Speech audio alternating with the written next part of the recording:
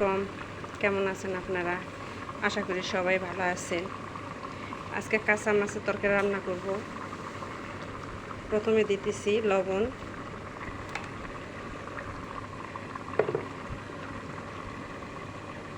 তারপরে দিতেছি হলুদ,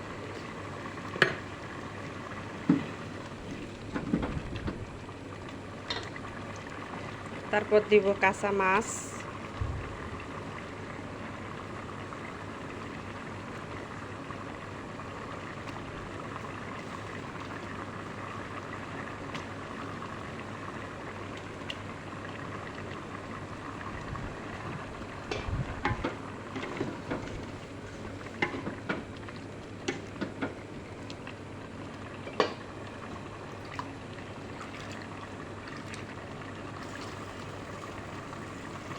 তারপর দিতেছি গমের আটা,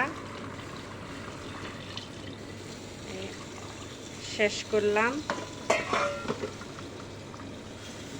তারপর কাঁচামরিচ আস্ত, তারপর ধনিয়ার পাতা, তারপরে লেবুর রস ছাড়া আর কোনো তরকারি খায় না, সব তরকারি টক দিতে হয়। বলক উঠলে নামাই দিবানি, হয়ে গেল এই তরকারি।